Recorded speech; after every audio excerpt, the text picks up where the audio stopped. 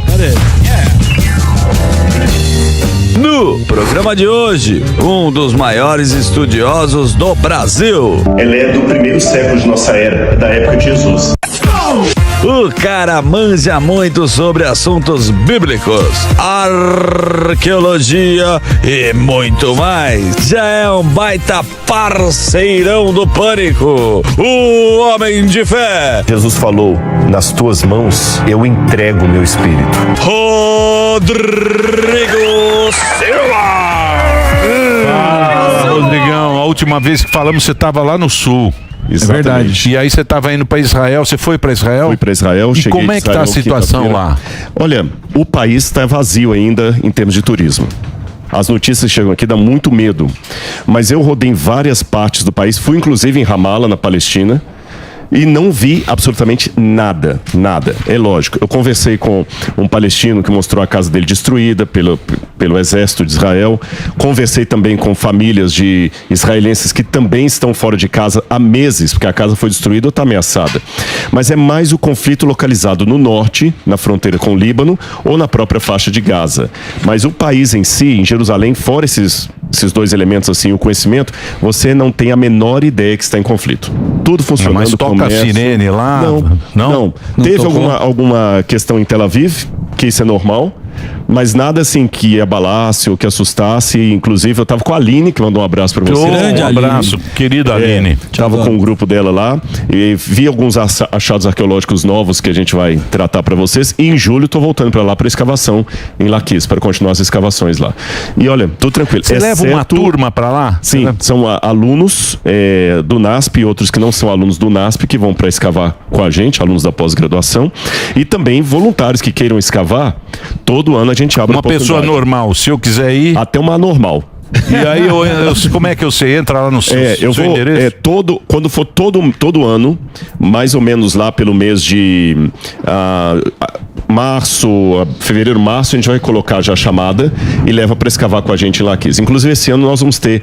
Pessoal, faz o seguinte, sempre na minha página, no meu perfil Rodrigo Silva Arqueologia, eu vou botar informações. Boa. A gente tem um congresso de arqueologia no NASP esse ano, com arqueólogos israelenses, americanos. Então tem muita coisa legal aí para passar pro pessoal. Você sabe que eu tenho vontade, eu não conheço. Não, se você conheço, deve ser muito emocionante, né? Aliás, se andar no lugar que Jesus andou, cara. Você já pensou? Eu vou dar uma oportunidade. Você foi, né, Eu fui e é o que você tá falando, né? É sagrado para todo mundo. E realmente cada lugar que você pisa tem uma história. Não, tudo. Né? Tudo. O tempo inteiro. Até eu tenho uma curiosidade sobre isso, você ia complementar alguma coisa, depois eu falo. Não, é rapidinho, só queria dar dois exemplos. Tem um vídeo que isso me emocionou bastante. Aquele vídeo que eu pego uma cinza na mão, um sítio arqueológico novo, está sendo escavado. Novo que eu falo tem uns 2, 3 anos, mas é relativamente novo, em Give Up Parking. E tem um extrato lá, que esse aí, olha. O que eu estou pegando ali na mão, sabe o que é? É cinza da destruição de Jerusalém em 587 antes de Cristo por Nabucodonosor. Essa destruição é mencionada na Bíblia, ela é mencionada em tabletes cuneiformes. A Bíblia fala que Jerusalém seria destruída, e essa camada ali é a camada de cinza da destruição da cidade. Inclusive foi levado ao laboratório, o fogo chegou entre 1500 a 1800 graus Celsius. Agora você sabe um negócio que eu fico ao Sami, o Sami nem presta atenção. Você tocar na história. Então, mas você sabe um negócio louco? Um negócio louco é o seguinte, porque, por exemplo, você pega o que os profetas falaram muito antes, né? Eles falaram muito antes. Profetas. Sim. Do livro sagrado. Está escrito. O profeta falou. Isso. Você chega lá, tá aqui um negócio. E é louco isso, né? E interessante. É louco isso. Nos anos 1930, houve um professor de Yale, Universidade de Yale, que escreveu um calhamaço de um livro acadêmico falando que é um mito que isso não tinha acontecido. Que isso era um mito da Bíblia. E hoje nós temos toda a comprovação histórica e arqueológica que isso aconteceu. Inclusive, dá para datar com carbono 14, que foi naquela data mesmo, a temperatura do fogo, o extrato da destruição. E para mim, repito, a emoção é poder tocar na história. Tocar na história. Rodrigo, saiu na semana passada, você deve ter visto, no jornal The Mirror, que é um jornal inglês, E aí ninguém explicou direito. Eles falaram que acharam um novo evangelho. São 2 arqueólogos, eu acho, que é o Barry Wilson e a Shima Jakobowicz. E nesse... Ele é um homem. Simcha Jakobowicz é um homem. Então, desculpe, e obrigado pela correção. E segundo isso, Jesus teria sido casado com Maria Madalena e teria 2 filhos. Aí tem gente que tá falando, olha, não dá pra saber que estão falando de Jesus. Outros falam, ó, é isso mesmo, vai ter que fazer uma revisão no evangelho. Eu queria saber se você viu e qual a sua opinião sobre isso. Olha, com todo respeito, o Simcha Jakobowicz... o Código da Vinci falou isso. O Código da Vinci, exatamente. Ele tem uma coletânea de sensacionalismos para poder chamar a mídia. Essa não é a primeira vez. Num passado recente, antes dele, ele lançou, até envolveu uma professora da Universidade de Harvard, a Karen King, na questão que acharam um evangelho lá mostrando que Jesus era casado com Maria Madalena em cópita. E depois provaram que era falso. Antes disso, ele se envolveu com a questão do evangelho de Judas. Não que seja falso, mas que não dizia aquilo que ele estava dizendo. Depois disso, ele também se envolveu com aquele ossuário do irmão de Jesus, que foi encontrado lá em Israel. Eu peguei esse ossuário 2 vezes lá, e que era uma prova que Jesus não ressuscitou. Ou seja, o Simcha Jakobowicz, na academia, com todo respeito, ele não tem mais um crédito, que ele só vive de sensacionalismos que depois se provam ou falsos ou inconclusivos. Não está dizendo aquilo ou não era bem assim. Exatamente, não quero aqui fazer argumento ad hominem, mas a verdade do Simcha Jakobowicz é esse. Então, assim, evangelhos apócrifos sobre Jesus, há vários, todos produzidos entre 200 a mais anos depois do evento de Jesus. E eles dizem coisas estúpidas. Por exemplo, que Jesus uma vez tinha um bando de meninos que queriam bater em Jesus.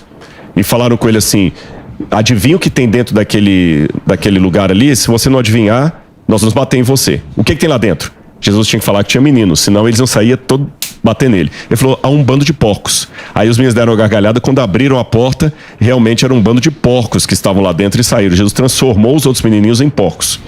E danado Jesus. Danado, vai mexendo matou os 2 pais. Então, quer dizer, essa é a historieta. Mas eu quero fazer um agradecimento antes, gente, perdão. Deixa eu só falar uma coisa antes que você fale. Senão que isso é importante aqui. O que eu queria falar é o seguinte, eu sei que muita gente não tem condição de ir para Israel, de fazer isso aí. Tem um museu que esse cara aqui bolou, fenômeno, que é um museu muito legal. Põe o endereço aí, ó, para as pessoas, porque é um museu novo, você abriu agora, né? Sim, o Pânico tá lá, como um dos apoiadores. Então, tem um museu, entra lá no site, é aqui no interior. Coelho, como é que chama? Engenheiro Coelho, o NASP, Centro Universitário. Engenheiro Coelho. E tá lá, ali vocês podem... tem o perfil do MAB também na internet, MAB. Onde é Engenheiro Coelho? Engenheiro Coelho, estamos a 50 km de Campinas, perto de Paulínia, naquela região ali. Pertinho aqui. E é um lugar muito gostoso. Já vai lá um final de semana, é muito legal. 60 mil pessoas. É muito legal. Desde novembro pra cá. E por que eu agradeço ao Pânico? Porque houve 2 coisas que eu fiz aqui, Emílio, e vocês ajudaram. Uma foi o museu, e tá lá construído. Inclusive, alguém falou como é que seu filho teve lá. Sim. Só que eu não estava lá no dia. Sim, ele teve lá. O pessoal falou... ele falou que é muito legal. Agora falta vocês irem, né? Vamos lá. A outra coisa que eu quero agradecer é porque a última vez que eu estive aqui, aliás, eu estive aqui não, eu entrei direto do Rio Grande do Sul, e vocês apoiaram, e muitas pessoas ajudaram a ADRA, adquiriram o Bíblia Comentada, que inclusive, dia 31 foi sexta-feira. Eu essa semana já vou entrar em contato com o contador para ver quanto que nós conseguimos o Bíblia Comentada, para através da ADRA mandar para o Rio Grande do Sul. Por que estou insistindo a ADRA? Há agências, no plural, sérias, mas também há muito desvio. Então, por isso que eu quero fazer tudo através de alguém que eu sei que vai chegar na mão de quem precisa. E aí, olha o que aconteceu. Eu fui para Israel agora e conversei com um professor da Universidade Hebraica, Shimon Eliav, sobre a questão do Rio Grande do Sul. E eu tive uma ideia louca. Fazer um leilão para ajudar o pessoal do Rio Grande do Sul. E eu ganhei doações de Israel. Um professor, Shimon Eliav, da Universidade Hebraica, que eu agradeço. Isso aqui eu vou leiloar, não agora, a gente vai anunciar ainda que eu estou com um advogado, leiloeiro profissional. Sim. Isso aqui, sabe o que é? A Bíblia Hebraica inteira num chip. A menor Bíblia do mundo. Olha só que bacana. Doação da Universidade Hebraica. Se você colocar no microscópio, você consegue ler as letras. Consegue chegar aqui. Apocalipse. É um chip, né? E nós vamos leiloar. E o outro, o Departamento de Antiguidades lá com um antiquarista de Jerusalém, doou 4 peças arqueológicas originais, que a gente também vai leiloar. E aqui, inclusive, uma delas eu trouxe para mostrar para vocês. Jesus conta no Evangelho de Lucas, capítulo 21. Tenta abrir para mim, por favor. Pelo amor de Deus. Que uma mulher... vou quebrar o negócio. 2 moedas. Isso é uma moeda? É uma moeda. Essa é uma moeda original do tempo de Cristo, uma crutá da mesma moeda que a mulher doou no templo. Lucas, capítulo 21, fala assim, Jesus estava observando todo mundo dar as ofertas ali, e uma mulher deu 2 moedinhas, 2 prutá. E aqui eu tenho essa e tem mais 3 peças originais, 2 lamparinas e um vaso. Então, aguardem, fiquem atentos aí nas minhas redes sociais, que a gente vai anunciar a data do leilão. Vou fazer um barulho lá. E tem um leiloeiro profissional, tô vendo com um advogado para fazer tudo conforme a lei.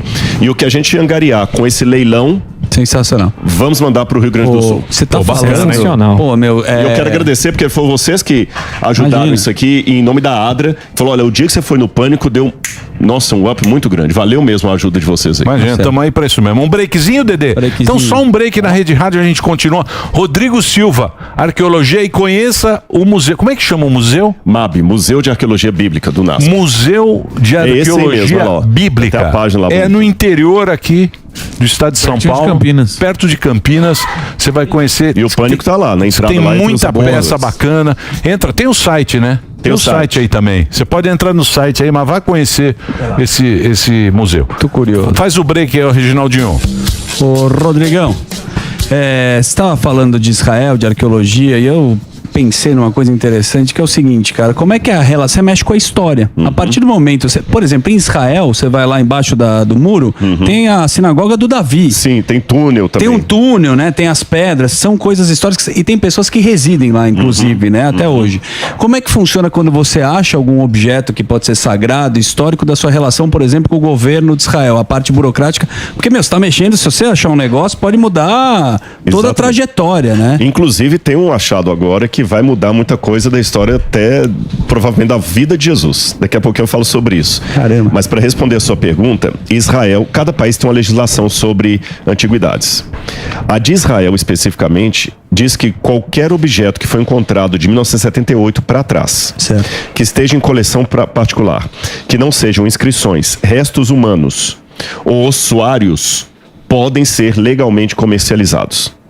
Desde que o dealer, como é que fala, o negociante, seja alguém realmente cadastrado, honesto, que não vai mentir, porque é igual comprar coisa, pode comprar verdadeiro ou falso. Perfeito. E eu conheço em Jerusalém um antiquarista, o Zac, eu conheci em 1998. E olha como é que eu conheci. Eu fui ao departamento de antiguidades conversar com o Shimon Bartura, que era o diretor lá, e ele olhou para mim e falou o seguinte, o cartão, esse é um comerciante de antiguidades honesto. É um dos poucos que nós aprovamos. Então eu tenho amizade com ele há anos. Então ele sempre, quando tem alguma peça que a gente compra para colocar no museu, o departamento de antiguidades coloca o Exportation Approval, que é o departamento, para validar o certificado de autenticidade, que aquilo pode se tirar no Brasil, e aquela peça tem um número. Por exemplo, essa moeda aqui tem um número. É que eu não trouxe o documento aqui. É como se fosse um carro, um chassi. Certo. Eles sabem que parte do mundo está e com quem. Então todas as peças do museu têm esse número, estão cadastrado, online, né? Cadastrado. É. Agora, o que eu acho em escavação arqueológica, isso fica lá. Ah, tá, você não pega. Não leva posso pro trazer. museu. A única coisa que eu já trouxe de escavação arqueológica é pedaço de cerâmica, que depois que fez o diagnóstico, sobram muito pedaço de alça, essas coisas todas, e é mais um souvenir mesmo, para alunos. Olha, isso aqui é uma cerâmica de 2.500 anos, às vezes para fazer com os alunos, assim, você separa várias cerâmicas, de qual período que é. Então isso a gente traz, pedacinho de cerâmica, mas eu já encontrei, por exemplo, uma estátua neolítica raríssima, que está no museu de Shahar Golan, não veio comigo. Já encontrei moeda, isso não vem comigo. Isso fica lá no departamento de antiguidades. Muito bom. Ô professor, a respeito do você estava falando dos apócrifos, né? É que você citou um exemplo que não condiz com... É que pouco se fala dos apócrifos. O que dá para tirar de algo que realmente adicione com a história da Bíblia em respeito dos textos apócrifos? Boa. Como os evangelhos apócrifos, eles datam de 200 a 300 anos depois de Jesus, eles me dão uma pista de como eram as crenças cristãs no 2º, 3º e 4º século. Final do 2º século. Como é que o cristianismo entendia Jesus naquela época? Quais eram os segmentos cristãos diferentes? Alguns evangelhos apócrifos podem ter um eco da tradição oral. Por exemplo, você tem o evangelho de Yaakov, Proto-Evangelho Yaakov, que fala que José, marido de Maria, era viúvo quando se casou com ela. Então ele tinha filhos e filhas de um casamento anterior. Então os irmãos de Jesus seriam filhos de José, mas não seriam filhos de Maria. Isso pode ser o eco de uma tradição anterior, a tradição oral. Então, alguma coisa da tradição oral, a gente vai pegando, assim, alguns detalhes ali, um ou outro. Porque a Maria também vai pro deserto, não vai? A Maria, a mãe? Não, eles atravessam para ir pro Egito. Passam pelo deserto ali do Mas do sozinha Sinai. ela não vai? Não. O que o Evangelho fala é que quando ela descobriu que estava grávida de Jesus, ela sai de Nazaré e vai para perto de Jerusalém para ficar com a prima dela, que era Isabel. Isso. Agora, por que ela vai? Maria deveria ter uns 12, 13 anos de idade, que era a época que as meninas casavam. Menstruou, casou. E ficou grávida antes do tempo. Ninguém engolia essa história. Então, com certeza, ela foi para casa de Isabel. Isabel era irmã dela? Não, prima. Prima. Para a barriga crescer e talvez passar um pouquinho toda a hostilidade que ela teria em Nazaré. Porque hoje a gente fala a Virgem Maria, um país majoritariamente católico, a Virgem Maria, Nossa Senhora da Aparecida, Nossa Senhora de Guadalupe e tal, mas isso é o conceito católico de hoje. Mesmo quem é protestante evangélico reconhece Maria como a mãe de Jesus, uma mulher santa, mas no primeiro século era apenas uma menina judia que engravidou antes do tempo e poderia ser apedrejada. Essas coisas nós vamos recolhendo. Então os evangelhos apócrifos, eles podem dar essa linha, como era o cristianismo nessa época, e a tradição oral traz esses detalhes. E a comparação, o cruzamento com a cultura da época, nos ajuda a entender questões como essa aí que você perguntou. Entendi. Tá vendo só, professor? O que você ia falar? O que você ia falar do Jesus? Que vai mudar? O que vai mudar? Vai mudar o conceito? Tem um professor chamado Shimon Gibson, um grande arqueólogo israelense, e tem um outro historiador também, Al Meron, que estão desenvolvendo algumas pesquisas agora. Eu tenho até uns vídeos aí para mostrar onde poderia ser o pretório onde Jesus foi julgado. Você foi lá a Israel. Certo. E tem a famosa Via Dolorosa. Perfeitamente. A Via Dolorosa, esse talvez era o lugar do julgamento de Jesus. Estão vendo aqui fora? Deixa eu só explicar primeiro os vídeos, depois eu entro nesse detalhe. Aqui são túmulos do Antigo Testamento que foram cortados, e lá atrás você tem a parede do século XVI mais em cima e mais embaixo o muro da época de Herodes. Veja que as pedras de baixo são diferentes das de cima. Sim. Herodes fez um muro aqui. Então, aqui nós estamos do lado de fora do muro do Palácio de Herodes. O palácio ficava desse muro para dentro. E num próximo vídeo aí, vocês vão ver numa próxima imagem, uma escadaria que tem um conjunto de pedras de um lado, de outro, como se fosse uma rampinha, e uma escada no meio. Eles vão mostrar daqui a pouquinho um vídeo pra gente. Essa escadaria faz todo o sentido de acordo com a descrição de um historiador chamado Flávio Josefo, do primeiro século, que ali ficava o pretório onde Pilatos residia quando vinha para Jerusalém. Josefo não menciona Pilatos, ele menciona os governadores romanos. E Herodes também ficava ali. Então, quando você vai para o Evangelho de João, você vai que tudo encaixa, porque ali você tem uma escada que bate no muro, quer dizer que tinha uma porta ali, e o Evangelho de João fala de maneira muito significativa que quando Jesus estava para ser julgado, olha o que diz aqui, Evangelho de João, capítulo 18, verso 28. Depois levaram Jesus da casa de Caifás para o pretório. Era cedo de manhã.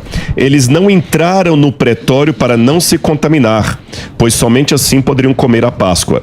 Então Pilatos saiu para falar com eles. Olha essa escada aí, ó, tá vendo? Então, mas volta o vídeo, por favor. Então, mas vocês percebem que tem uma escada. Então, mas o Jesus, se ele fosse julgado pelo Caifás, ele ia ser apedrejado, porque parece que a blasfêmia exatamente, era apedrejamento. E aí ele foi falar com Pilatos e falou, ó, tira essa bucha de mim e julga ele como pelos romanos. Porque quem estava dominando lá era o Império Romano, né? E tem mais um detalhe, legalmente os judeus não podiam sentenciar ninguém à morte. Entendi. Se Caifás matasse Jesus, ele estaria incorrendo em crime. Foi uma treta, né? Jogaram pros romanos. Jogaram pros romanos. Aí Herodes, então, mas o Caifás, ele foi pedir. Ele foi pedir. E aí a mulher do Pilatos. Do Pilatos, que é Cláudia sonha com Jesus, isso. fala assim... Fala, não mexe com esse menino. E o Pilatos percebeu o pepino que ele estava na mão. Porque Jesus era um líder, Pôncio Pilatos. Se Jesus tivesse sido... Inclusive, Pilatos, por muito tempo, duvidaram da existência arqueológica dele. Hoje nós temos a comprovação arqueológica. Tem, né? Sim, Cesareia Marítima. Tem o nome Pilatos dele, lá, cara. Cesareia Marítima. Aí o Pilatos viu que se ele matasse Jesus, podia provocar uma guerra civil, o que ele não queria. Aí quando ele soube que Herodes estava lá, também queria jogar a bucha para Herodes. Herodes devolve para Pilatos. E o curioso é que esse palácio que eu mostrei, que é enorme, ele tem lugar para ficar Herodes de um lado e Pilatos do outro, que eles não se bicavam. Agora, normalmente, a tradição da Via Dolorosa vai dizer que Jesus foi julgado lá na Fortaleza Antônia, lá dentro da Cidade Velha, num lugar que não tem nenhuma evidência palaciana. Entendi. Tudo indica, do ponto de vista arqueológico, que Jesus foi julgado nessas escadarias que eu mostrei para vocês. Aí onde a gente viu. Se Jesus foi julgado aqui, nessa escadaria aí, porque Pilatos saiu, os judeus não queriam entrar no pretório para nos contaminar na Páscoa. Pilatos saiu, então faz sentido, ele sai do palácio. Aqui nós estamos com a câmera, tem espaço para ficar uma pequena multidão, e perto daquela árvore que está junto com a parede ali, você tem um pavimento de pedra, e o Evangelho de João diz justamente isso. Vou ler para vocês aqui, olha. Quando Pilatos, João 19, verso 13, ouviu essas palavras, trouxe Jesus para fora, de novo, para fora, assentou-se no tribunal no lugar chamado pavimento, em hebraico, Gabatá. Gabatá em hebraico, em grego está litrostos. Litostros significa pavimento de pedra, e você tem um pavimento de pedra ali, um lugar para um tribunal. Isso é uma coisa muito inédita. Então, se Jesus foi julgado ali, a gente tem que repensar toda a trajetória de Via Dolorosa. Que é o lugar mais sagrado da... Só estou dizendo, claro, é uma possibilidade arqueológica. Onde ele andou com a cruz. Caramba. Exatamente. É o caminho, né? É o caminho. Você tem que falar das possibilidades, o que as evidências estão mostrando. Calvário. Sim. O Calvário. Aí o Calvário seria num outro lugar. É outro lugar o Calvário? Então são pesquisas que a gente vai fazendo assim. Pô, você manja, hein? Porra. Que isso. Você manja, hein? Incrível. Danado, hein? Uma memória... Os caras sabem tudo, porque é uma história complicada. Não, ele pega a Bíblia e vai pro lugar para ele contestar. É que esse livro aqui mudou minha vida, sabe? É uma história complicada, né? Como é que você se interessou por isso, pela Bíblia? Eu sempre tive uma paixão por Deus muito grande, e eu sempre questionava. Por isso que eu falei, eu sou um questionador, sou um crente que questiona. Cético. Parece paradoxal, né? E aí eu lembro que na infância tinha uma paróquia na minha casa, eu frequentava essa paróquia, e o padre, ele tinha os livros dele lá, ele tinha estudado em Israel, era erudito, e Padre Roque já faleceu. Depois ele virou bispo. Eu ficava namorando os livros dele lá, e quando eu me tornei adventista e fui pro seminário, depois eu herdei a biblioteca desse padre, que eu tenho os livros lá em casa.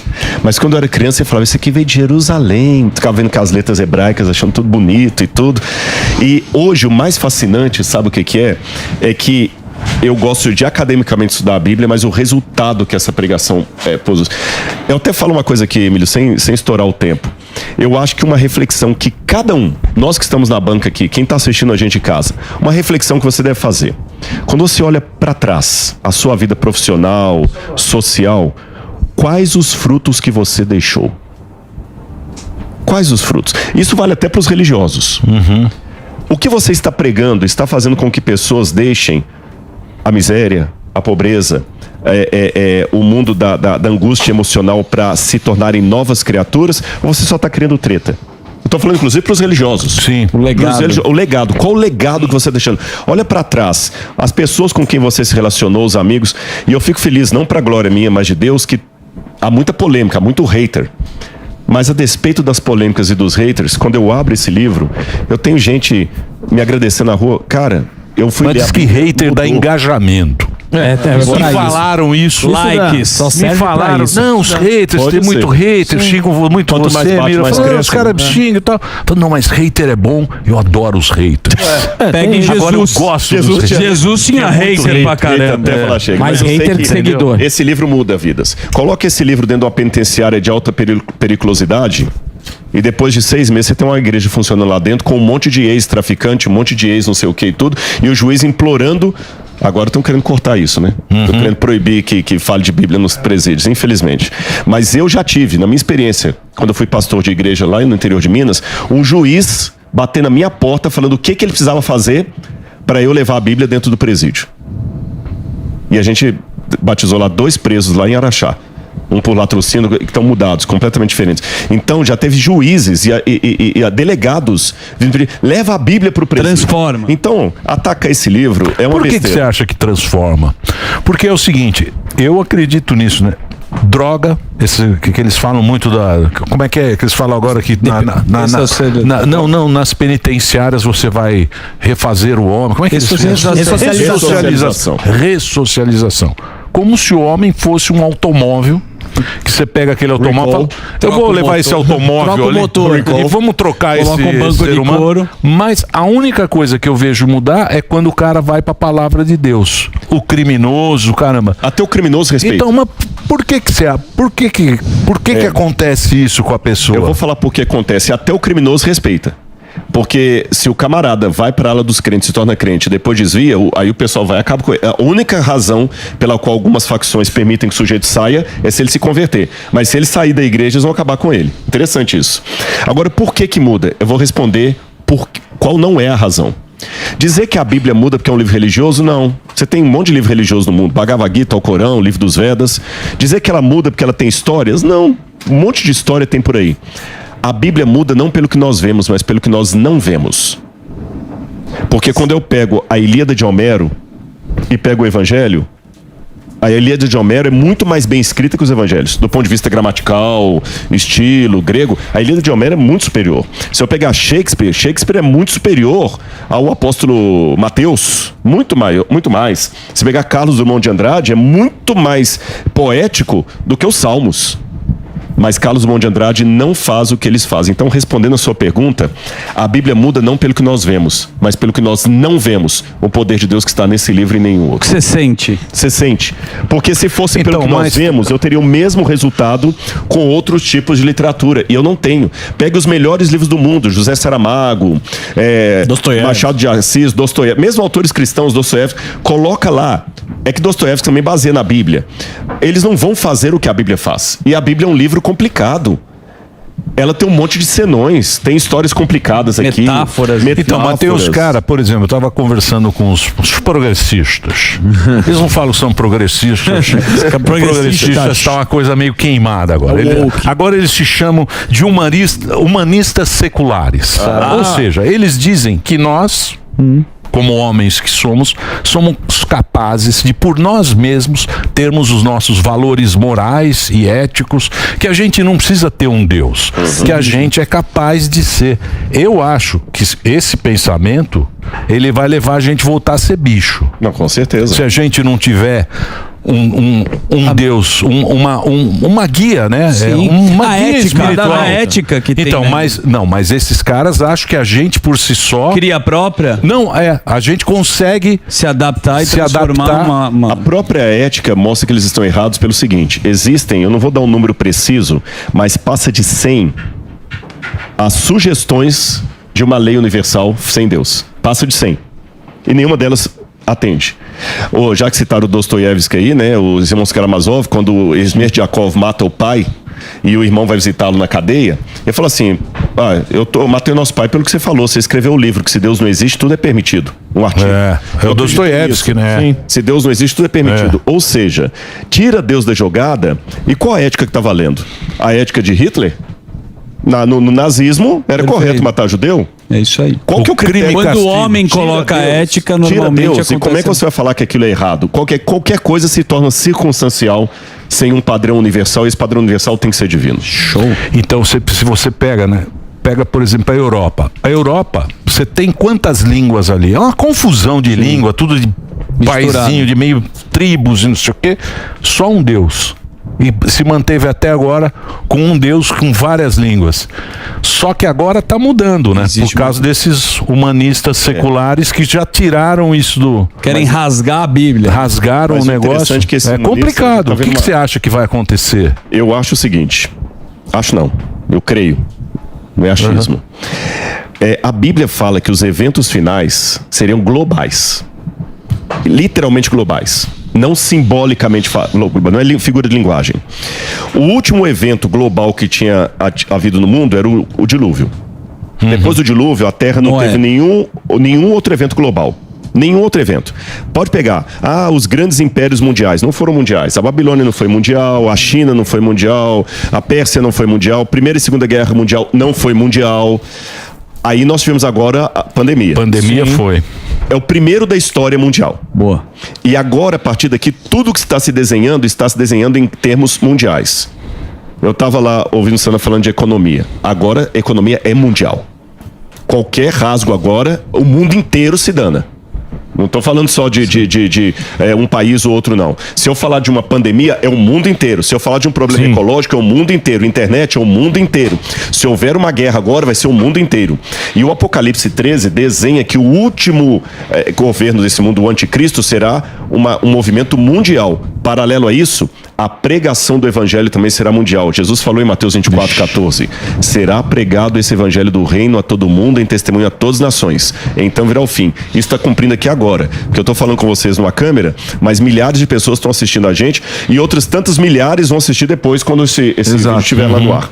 E está multiplicando, nós tivemos casos, eu não vou falar o país até por questão, mas um país da janela 1040, onde ficam os países muçulmanos mais acirrados, um rapaz resolveu estudar português por conta própria e encontrou os meus vídeos sobre arqueologia, encontrou um brasileiro lá cristão e aceitou a Cristo.